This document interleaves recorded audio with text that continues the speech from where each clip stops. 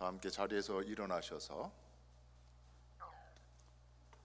사도행전 21장 1절에서 14절까지의 말씀을 저와 여러분이 한 절씩 교독합니다. 우리가 그들을 작별하고 배를 타고 바로 고스로 가서 이튿날 로도에 이르러 거기서부터 바다라로 가서 베니게로 건너가는 배를 만나서 타고 가다가 구브로를 바라보고 이를 왼편에 두고 수리아로 항해하여 두로에서 상륙하니 거기서 배의 짐을 풀려 하밀러라. 제자들이 찾아 거기서 이레를 머무더니 그 제자들이 성령의 감동으로 바울더러 예루살렘에 들어가지 말라 하더라. 이 여러 날을 지낸 후 우리가 떠나갈새 그들이 다 그 처자와 함께 성문 밖까지 전송하거늘 우리가 바닷가에서 무릎을 꿇어 기도하고 서로 작별한 후 우리는 배에 오르고 그들은 집으로 돌아가니라.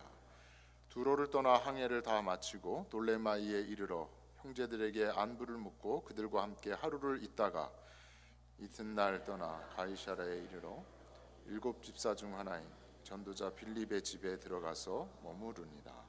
그에게 딸 넷이 있으니 처녀로 예언하는 자라. 여러 날 머물러 있더니 아가부라 하는 한 선지자가 유대로부터 내려와 우리에게 와서 바울의 띠를 가져다가 자기 수족을 잡아매고 말하기를 성령이 말씀하시되 예루살렘에서 유대인들이 이같이 이 띠 임자를 결박하여 이방인의 손에 넘겨주리라 하거늘 우리가 그 말을 듣고 그곳 사람들과 더불어 바울에게 예루살렘으로 올라가지 말라 권하니 바울이 대답하되 여러분이 어찌하여 울어 내 마음을 상하게 하느냐.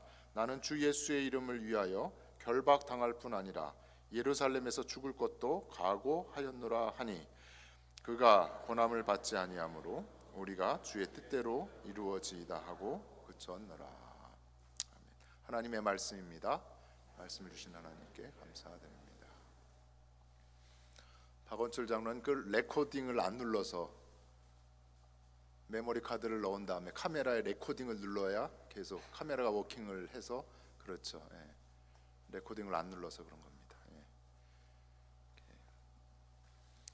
예. 영상을 섬겨주시던 윤덕영 장로님이 한국 여행을 떠나셨어요. 그러다 보니까 지금 뒤에서는 난리가 난 겁니다.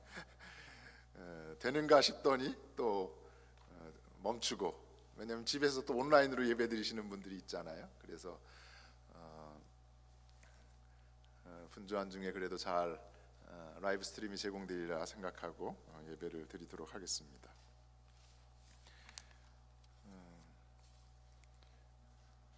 사도행전 21장의 말씀 저희가 함께 읽었는데요. 주의 뜻대로라고 하는 제목의 말씀입니다. 주의 뜻대로.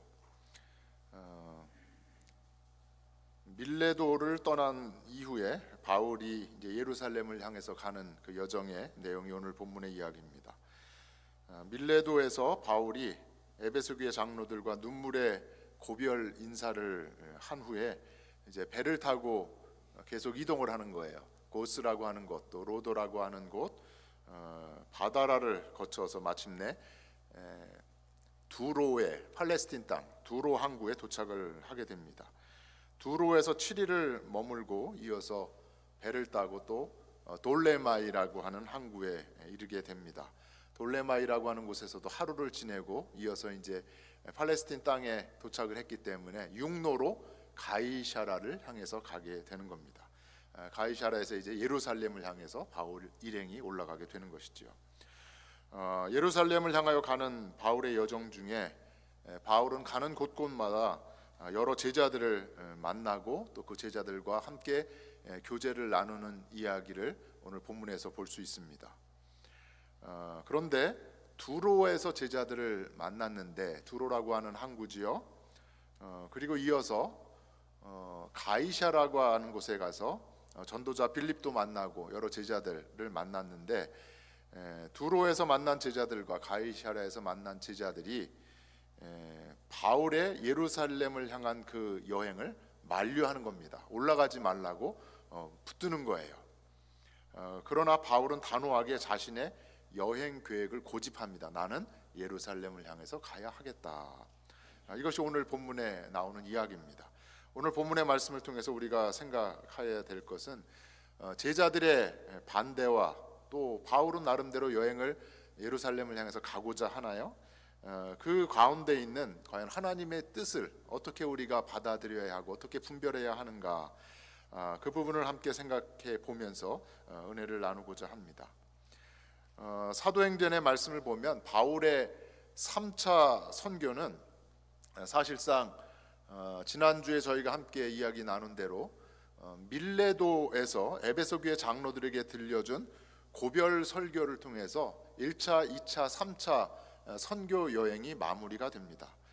이후에는 바울이 예루살렘을 향하여 가는 그 여행, 그리고 예루살렘에 올라가서 체포가 되지요. 그리고 감금이 되어서 신문을 받게 됩니다. 가이사랴로 또 내려와요. 마침내 상소를 해서 로마 황제 앞에 서기 위해서 로마로 보내지는 그 과정을 사도행전의 후반부 21장에서 28장까지의 말씀에서 그 내용들을 우리가 볼 수 있습니다. 오늘 본문의 이야기는 밀레도에서 가이사랴를 향하여 가는 여정입니다. 바울 일행은 배를 타고 여러 섬을 지나서 마침내 두로에 이르렀습니다. 두로라고 하는 항구는 수리아 지역이었던 베니게라고 성경에는 나오죠. 페니키아, 베니게의 주요 도시가 바로 두로항이었습니다.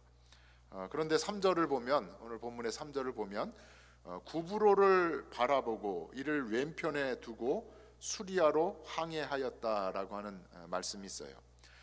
여러분 스크린에 있는 그 지도를 보시면 바울을 태운 배가 바다라를 출발을 해서 이제 두로를 향해서 가고 있잖아요.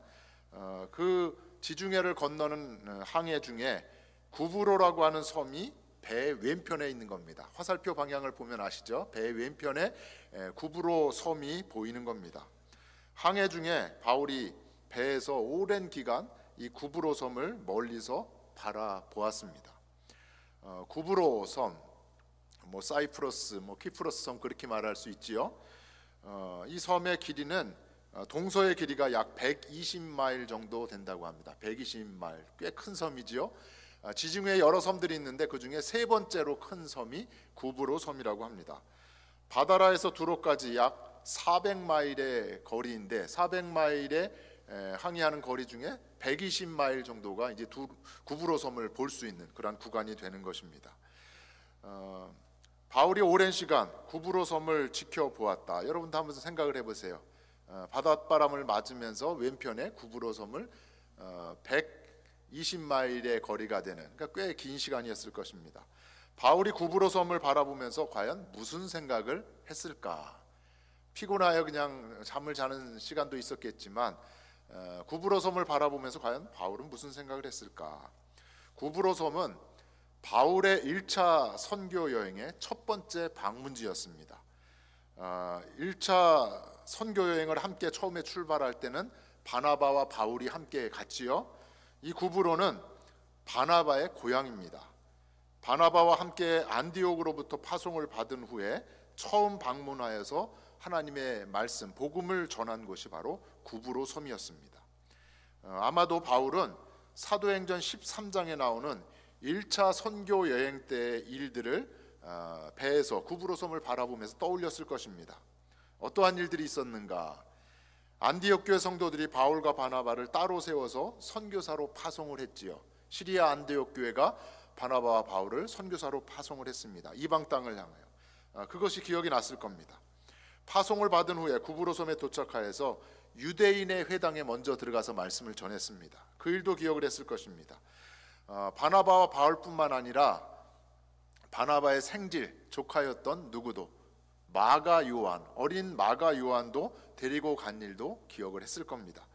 구브로에서 총독을 만났는데 서기오 바울이라고 하는 총독을 만난 거예요. 바나바와 바울을 통해서 이제 믿음을 갖게 된 사람인데 서기오 바울, 바울이 딱 만나고 보니까 그동안 나는 이름이 뭐였어요? 사울이었잖아요. 근데 이방 땅에 오니까 사울이라고 하는 것은 히브리식 발음이거든요. 근데 이방 땅에 오니까 사울이라고 하는 히브리식 발음이 아니라 헬라식, 로마식 발음인 무엇을 써요? 바울, 서기오 바울이 그 총독으로 와 있는 거예요. 그래서 사도행전 13장을 보면 구브로 섬에서 그 이후에 전도 여행을, 선교 여행을 통해서 바울의 이름이 바뀌는 거예요. 사울에서 무엇으로?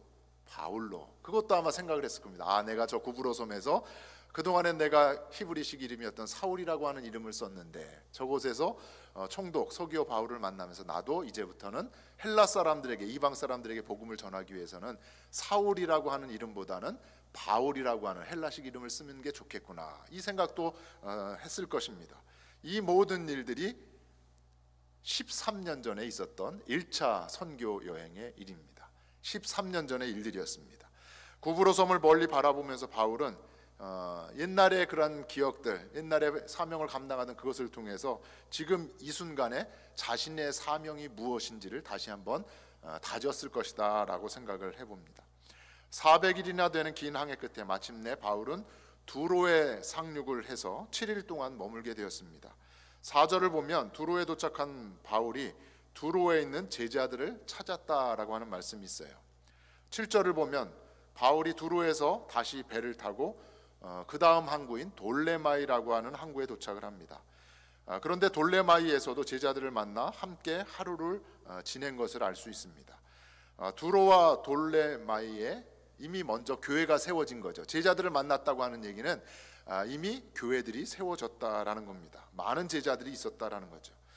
이어서 바울은 돌레마이를 떠나서 이제부터는 육로를 따라서 예루살렘을 향하여 가는데 먼저 이른 곳이 가이사라라고 하는 곳입니다. 8절의 말씀을 보면 가이사라에는 7집사, 사도행전 6장을 보면 12사도 외에 함께 일할 지도자들을 세우는데 7집사죠. 그 중에 하나였던 빌립 집사가 머물고 있는 곳이 가이사라였습니다. 전도자 빌립을 또 만나게 된 것이지요. 사도행전 8장을 보면 빌립의 전도에 관한 말씀이 있어요. 사마리아 성에서 복음을 전한 빌립이 성령의 인도함을 받아서 사마리아에서 가사 지역으로 내려갑니다. 가사로 내려가는 중에 아프리카 지역의 에디오피아의 내시를 만나서 이사의 말씀을 풀어주면서 복음을 전하는 이야기가 사도행전 8장에 나와요. 말씀을 받아들이자 이 내시에게 바로 그 자리에서 물로 빌립이 세례를 주는 이야기가 사도행전 8장에 나옵니다. 이어서 빌립이 계속 복음을 전했는데 사도행전 8장 40절에 이러한 말씀이 있어요. 우리 함께 읽겠습니다. 빌립은 아소도 외에 나타나 여러 성을 지나 다니며 복음을 전하고 가이사라에 이르렀다. 사마리아에서 복음을 전하고 가사 지역 내려가다가 이디오피아 내시를 만나서 복음을 전하고 또 옛날로 말하면 그 블레셋 땅이라고 하는 가사 지역에도 복음을 전하고 마침내 어디에 갔어요? 가이사라라고 하는 곳에 빌립이 도착하게 된 것입니다. 사마리아와 가사 지역의 전도를 마친 빌립이 마지막에는 가이사라에 가서 복음을 전한 것이지요. 이러한 상황을 고려할 때 가이사랴 교회는 누가 세운 거예요? 빌립이 세운 겁니다. 빌립이 가서 복음을 전하고 제자들을 세워서 가이사랴 교회를 세운 것입니다. 가이사랴에 빌립은 계속 머물면서 복음을 전하고 또 가르쳤던 것이지요. 10절의 말씀을 보면 가이사랴에 도착한 바울이 전도자 빌립의 집에 여러 날 머물렀다라고 하는 말씀이 있습니다. 예루살렘을 향하여 가는 여정 중에 두로 항구가 있지요. 돌레마이 항구가 있습니다. 그리고 육로를 따라서 올라가 보니 가이사라라고 하는 곳이 있는데 과연 두로와 돌레마이와 가이사라를 지나면서 사도 바울은 어떤 생각을 또 했을까? 항해 중에는 구브로 섬을 보면서 지나온 13년 전에 1차 선교 여행의 생각을 떠올렸을 텐데 두로와 돌레마이와 가이사라에서는 과연 바울이 어떤 생각을 했고 또 그 지역에 있는 제자들과 또 빌립과 과연 무슨 이야기를 오랜 기간을 같이 있으면서 밤을 새워가면서 무슨 이야기를 나누었을까? 본문을 보면 앞서 말씀드린 대로 두로와 돌레마이 그리고 가이사랴에 이미 교회가 세워졌다라고 말씀을 드렸습니다. 그럼 어떻게 그곳에 교회가 세워지게 되었는가? 이 지역의 교회들은 예루살렘에서 추방된 사람들에 의해서 세워진 것입니다. 사도행전 8장 1절과 2절에 이러한 말씀이 있어요. 그날에 예루살렘에 있는 교회에 큰 박해가 있었다. 예루살렘 교회가 박해를 받아요. 핍박을 받습니다. 사도 외에는 12사도 외에는 다 유대와 사마리아 모든 땅으로 어떻게 되었대요? 흩어졌다라는 겁니다. 경건한 사람들이 스데반이 돌에 말아 죽었잖아요. 스데반을 장사하고 위하여 크게 울렀더라라고 하는 말씀이 사도행전 8장 1, 2절에 있습니다. 또 사도행전 11장 19절을 보면 이러한 말씀이 있어요. 우리 함께 읽겠습니다. 그때 스데반의 일로 일어난 환란으로 말미암아 흩어진 자들이 베니게와 구브로와 안디옥에 이르러 유대인에게만 말씀을 전하였다.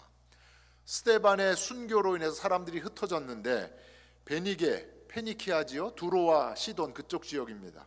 구브로와 안디옥까지 이르러서 말씀을 전하였다라는 겁니다. 두로와 돌레마이 그리고 가이사라에 세워진 교회들은 예루살렘에서 추방된 그리스도인들에 의해서 세워졌다라는 겁니다. 당시에 스데반의 순교의 현장에 누가 서 있었어요? 20대 후반에 혈기왕성한 사울이 서 있었습니다. 예루살렘 교회를 잔멸시키고자 한 사람이 누구예요? 사울이었습니다. 대제사장들로부터 추천장을 공문을 받아가지고 가서 예수 믿는 자를 다 잡아 가두려고 했던 사람이 누구였어요? 사울이었습니다. 교회를 박해하던 사울이라고 하는 그 사람 때문에 예루살렘의 제자들이 여기저기 흩어지게 되었는데 그 사울이, 그 바울이 지금 어디 와 있어요? 두로에 와 있고 돌레마에 와 있고 가이사랴에 와서 흩어진 그 사람들을 다시 만나게 되었다라는 겁니다.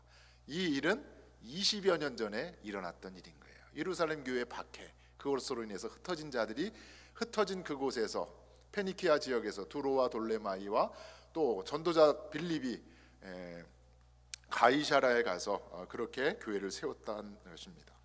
20여 년 만에 바울이 흩어졌던 제자들과 빌립을 만나게 된 것입니다. 두로와 돌레마이 그리고 빌립을 비롯한 가이사랴의 제자들이 바울과 과연 무슨 이야기를 나눴을까? 또 한번 상상해 볼 수 있지요. 아마도 옛날의 일들을 회상하면서 이야기를 나누었을 것입니다. 앞서 드린 그 이야기, 너가 박해해서 우리가 이것에 흩어지게 되었어, 그 이야기도 나눴을 거예요. 그러면서 바울은 또한 내가 어떻게 다메섹을 향해서 가다가 부활하신 예수님을 만나게 되었는지, 내가 너희들을 핍박하던 자에서 어떻게 이방 나라를 향한, 이방인을 향한 복음 전도자의 사명을 받게 되었는지, 그것을 통해서 3차에 걸친 선교 여행을 어떻게 내가 감당했는지, 그리고 지금은 어디를 향해서? 예루살렘을 향해서, 그리고 더 나아가서 하나님께서 나에게 사명을 주셨는데 로마에까지 가라라고 하는 사명을 주셨다. 이 여행 일정도 바울이 두로에 있는 제자들, 가이사랴에 있는 빌립과 여러 제자들에게 이야기를 했을 것입니다. 두로와 돌레마이와 가이사랴에서 제자들과 밤을 새워 이야기를 나누면서 바울은 계속해서 자신의 사명을 다시금 확인하면서 예루살렘과 로마를 향한 그 여정을 확신하게 되었을 것입니다. 말씀을 준비하면서 제가 이런 생각을 해보았습니다. 나중에 저와 여러분도, 우리도 이야기 나눌 것이 있어야 되겠다. 무엇이 있어야 된다고요? 나눌 이야기, 간증거리가 있어야 되겠다. 10년 후 혹은 20년 후에 아니면 은퇴 이후에 우리가 또 어떻게 또 만날 수 있잖아요. 그때 지난 날을 되돌아보면서 우리가 존스크릭 한인연합과 감리교회를 함께 섬겼지요. 하나님이 그때 이렇게 역사하셨습니다. 우리가 주신 사명을 어떻게 감당을 했는가, 예수께 받은 사명을 어떻게 감당했는지 하나하나 밤을 새워 이야기를 나눌수면 좋겠다라고 하는 생각을 해보았습니다. 최근 몇 주 동안 저희 교회 살림살이에 관한 이야기를 여러 임원들과 또 여러 성도님들과 나누었습니다. 저희 교회가 조금씩 성장하면서 식구가 많아졌잖아요. 또 사역이 확대되면서 살림살이가 늘어나게 됩니다. 여러분 가정도 마찬가지잖아요. 아이가 하나일 때와 아이가 둘일 때가 다르잖아요. 살림살이가 저희 교회도 이제 필요하게 된 겁니다. 그 중에 하나가 김치 냉장고를 구입하는 일입니다. 저희가 맛있는 국밥과 함께 맛있게 익은 김치를 먹는 것 얼마나 좋아요. 간단하게 그냥 김치 냉장고 사서 하는 게 어디다 두면 되지 않아? 라고 그렇게 생각할 수도 있지만 그래도 최대한 많은 분들의 이야기를 들어야 되겠다. 사이즈는 얼마나 해야 되고 또 가격은 어느 정도가 좋겠고, 그리고 이 김치 냉장고를 어디에 두어야 될까, 제가 몇 주 동안 고민하면서 여러분들과 이야기를 했습니다. 그런데 지난 주일에 거의 결론에 이르렀어요. 여러 가지 상황상 또 공간도 마땅치 않아요. 그러니 그냥 반쪽짜리 사야 되겠다. 그냥 가정에서 쓰는, 그것도 두 칸짜리가 아니라 반쪽짜리를 사서 당분간 써야 되겠다. 제가 그렇게 생각을 마무리하려고 하는데, 식사 중에 옆에 계시던 권사님이 대뜸 이런 말씀을 하시는 겁니다. 목사님, 교회가 부흥할 것을 생각해서 큰 것을 사면 좋겠습니다. 그러는 거예요. 교회가 어떻게 더 커지게 되면 더 큰 것이 필요하지 않겠느냐. 그 말씀을 제가 듣고 보니까 이런저런 또 고민을 다시 시작하게 되었습니다. 그러면서 또 임원들과 3층 여기저기를 돌아다녔어요. 저런 조그만 룸이, 창고가 우리에게 주어지면 참 좋겠다라고 하는 그런 생각도 했습니다. 그러면서 공간의 문제를 해결하기 위해서 지난 목요일 날 사무장을 찾아갔어요. 그러면서 주일 날 비롯해서 월요일, 화요일 날 제가 지켜보았던 한 공간이 있는데, 밴딩 머신이 있었던 그 공간이에요. 바로 저희 식탁이 차려지는 그 옆에 있는 빈 공간이지요. 사무장에게 이야기를 했습니다. 그 공간 쓰지 않는데 쓰레기만 거기 놓여져 있는 것 같은데 우리가 써도 되겠습니까? 사무장의 대답이 예스였을까요? 노였을까요? 뜻하지도 않았는데 바로 예스라고 하는 겁니다. 쓰라는 거예요. 마음껏 써라. 그래서 기쁜 마음으로 또 중고등부 담당 목사에게 갔습니다. 3층이 중고등부 유스센터잖아요. 중고등부 담당 목사에게, 야, 사무장이 우리 이 공간 쓰라고 했는데 너는 어떻게 생각하느냐? 우리가 냉장고를 사려고 한다 했더니 유스 담당 목사가 엄지척을 흘리면서, 야, 굿 아이디어라고. 그동안 냉장고 하나로 유스 아이들과 저희들이 함께 썼잖아요. 그러니까 미국 교회 유스 아이들이 열어볼 때 무슨 냄새가 나요? 김치 냄새가 났었던 것 같습니다. 그러니까는 유스 담당 목사님이 아주 잘했다고, 좋은 생각이라고 하면서 너무너무 좋아하는 겁니다. 기쁨과 감사로 친교를 위한 공간, 저희가 이 공간뿐만 아니라 김미근 목사님의 사무실도 또 얻게 되었잖아요. 장비가 늘어나다 보니까 영상 장비도 보관할 공간이 필요했고, 또 부목사님이 사용할 사무실도 필요했기 때문에 김미근 목사님이 사용하는 사무실과 또 3층의 그 공간도 저희가 사용을 할 수 있게 되었습니다. 나중에 언제가 될지 모르지만 이런 이야기가 다 하나님의 은혜를 나눈 좋은 간증거리가 되고 기쁨과 감사를 나눌 이야기가 되리라 생각을 합니다. 선교도 마찬가지예요. 지난달에 갑자기 헌금이 들어왔는데 홍기문 권사님, 홍혜경 권사님 가정에서 니카라과를 위한 선교 헌금을 드리신 거예요. 서진호 선교사님이 와서 선교 보고를 해주시는 것을 듣고는 오래전에 니카라과의 의료 선교를 두 분이 다녀오셨는데, 그때의 상황을 기억하면서 마음에 감동이 있어서 어느 누구도 이야기지 안 하고 부탁도 안 했는데 조용히 선교 헌금을 드리신 겁니다. 정종래 장로님의 책의 출판, 책 판매 대금 또한 목사님, 이 책을 판매한 모든 대금은 니카라 선교를 위해서 제가 드리겠습니다. 이 홍기문 권사님의 가정의 헌금과 정종래 장로님의 책의 출판 또 판매 대금을 선교를 위해서 드리시겠다고 하는 이 말씀, 이것을 통해서 저희 교회가 중미의 니카라과 선교의 첫 발을 내딛게 된 것입니다. 나중에 또 이야기 나눌 거리죠. 간증거리인 겁니다. 저와 여러분도 주신 사명을 잘 감당해서 언제 어디서든지 은혜를 나누며 또한 서로에게 나중에라도 이야기 나눌 그 간증거리 충만한 우리 모두가, 우리 교회가 되어지기를 주의 이름으로 간절히 축원합니다. 그런데 오늘 본문에서 우리가 주목해 볼 한 가지가 있습니다. 두로 교회 제자들과 가이사라 교회의 예언자 아가보라고 하는 예언자가 또 소개돼요. 그리고 제자들이 바울이 예루살렘을 향하여 가는 것을 반대했습니다. 만류했습니다. 4절의 말씀을 보면 제자들이 성령의 감동으로 바울더러 예루살렘에 들어가지 말라, 이렇게 이야기를 한 거예요. 두로에 있는 제자들이. 11절에 있는 말씀을 보니까 아가보라고 하는 예언자가 직접 이상한 행동을 합니다. 바울이 메고 있던 그 띠를 가져다가 자기 수족을 잡아맵니다. 아가보 예언자가 그렇게 예언을 하는 거예요. 그러면서 성령님께서 그러시는데, 예루살렘에서 유대인들이 이같이 이 띠의 임자 누구예요? 바울이죠. 바울의 띠를 가지고 그렇게 한 거잖아요. 바울을 결박하여서 이방인의 손에 넘겨줄 것이다. 아가보 예언자의 예언입니다. 이 예언을 들은 전도자 빌립과 빌립의 또 네 딸이 있잖아요. 그리고 가이사라에 있는 모든 제자들이 바울에게 예루살렘에 올라가지 말라라고 하면서 예루살렘 여행을 반대했던 것입니다. 제자들의 반대에도 불구하고 바울은 단호하게 예루살렘을 향하여 갈 것이라고 말합니다. 그것이 13절의 말씀이에요. 함께 읽겠습니다. 바울이 대답하되 여러분이 어찌하여 울어 내 마음을 상하게 하느냐. 나는 주 예수의 이름을 위하여 결박당할 뿐 아니라 예루살렘에서 죽을 것도 각오하였느라. 바울은 단호했지요. 나는 예루살렘을 향해서 갈 것입니다. 예루살렘뿐만 아니라 예루살렘을 거쳐서 어디에까지? 로마에까지 갈 것입니다. 결박당하고 죽게 되더라도 나는 각오가 되어 있습니다. 나는 나의 달려갈 길을 갈 것입니다. 왜냐하면 이것이 예수의 이름을 위한 것이고 이것이 바로 하나님의 뜻이기 때문입니다. 그러면 바울이 어떻게 이런 확신을 가질 수 있었는가? 제자들의 반대에도 그 만류에도 불구하고 어떻게 예루살렘을 향하여 가겠다, 로마를 향하여 가겠다라고 이렇게 단호하게 이야기할 수 있었던가? 예루살렘을 향한 여정 중에 바울은 지속적으로 성령님의 음성을 들었습니다. 성령님께서 하시는 말씀을 들었다라는 거죠. 사도행전에 이어지는 계속되는 말씀을 보면 참으로 재미있는 것을 발견할 수가 있어요.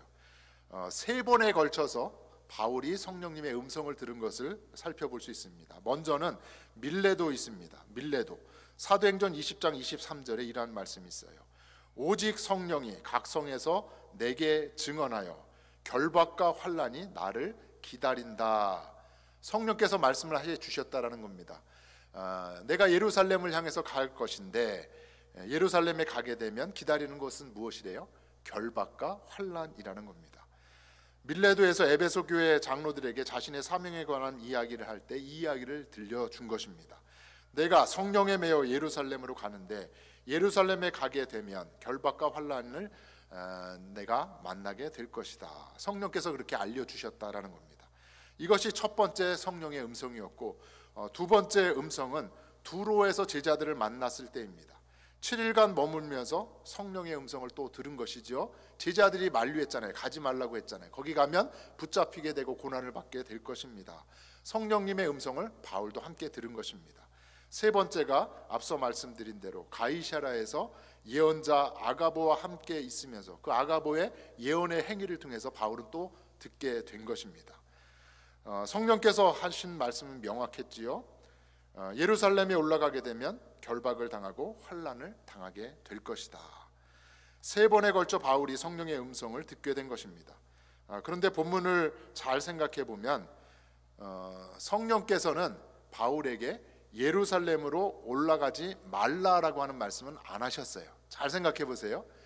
예루살렘으로 올라가면 결박을 당할 것이다, 또 환난을 당할 것이다, 어려움을 당할 것이다, 성령께서 말씀을 해주셨지 올라가지 말라라고 하는 말씀은 안 하셨습니다. 예루살렘에 가지 말라고 한 이야기는 누가 한 이야기예요? 바울과 함께 이야기를 나누는 제자들이 한 말입니다. 제자들은 바울을 사랑하는 마음에서 그렇게 했겠죠. 바울을 아끼는 마음에서 안타까운 마음으로 바울 선생님 예루살렘에 가시면 안 돼요. 우리와 함께 있으면 되지 않습니까? 라고 이야기를 한 겁니다. 한편으로는 인간적인 생각도 했을 것입니다. 꼭 예루살렘에 가야만 하는가? 예루살렘 말고도 복음을 전할 곳이 많이 있지 않은가? 우리와 조금 더 함께 있으면서 함께 동역하면 얼마나 좋을까? 이런 인간적인 생각도 했을 것입니다. 성령님께서 바울에게도 말씀하시고 제자들에게 말씀을 하셨는데 그 성령님의 말씀에 바울의 반응과 제자들의 반응이 이렇게 달랐던 것이죠. 그러나 제자들은 결국 바울의 확고한 뜻을 알고 바울을 축복하면서 예루살렘을 향해서 보냈습니다. 밀레도에서 제자들이 바울을 보내는 이야기는 이러합니다. 바울과 에베소 교회 장로들이 함께 무릎을 꿇고 울며 기도했다. 바울이 예루살렘을 향해서 로마를 향해서 가는 것을 에베소 교회 장로들이 축복하면서 눈물로 기도하면서 끌어안고 울며 보냈다라는 겁니다. 두로에서는 어떠했나요?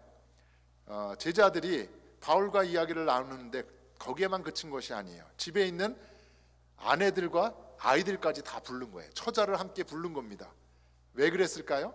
바울 선생님이 드디어 사명을 감당하기 위해서 어디를 향해서? 예루살렘을 향해서 가신다. 그 모습을 안타까워하면서 온 가족이 함께 두로에서도 바닷가에서 무릎을 꿇고 기도하며 바울을 축복하며 보냈다라는 겁니다. 가이사랴에서도 빌립과 또 빌립의 예언하는 네 딸, 그리고 예언자 아가버를 비롯한 가이사랴의 제자들, 바울과 함께 왔던 제자들도 바울을 축복하면서 예루살렘에 보내기로 합니다. 그것이 오늘 사도행전 21장 14절에 있는 말씀이에요.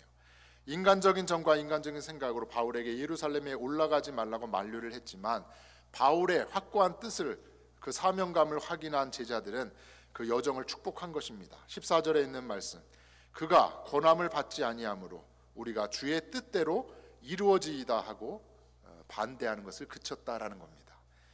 바울이 만류하는 것을 듣지 아니하니 주의 뜻대로, 하나님의 뜻대로 이루어지기를 바랍니다 라고 하면서 가이사랴에 있는 제자들도 축복하면서 보냈다라는 겁니다.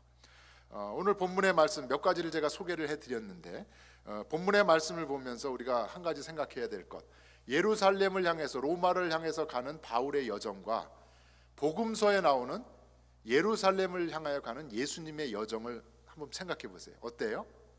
비슷합니다.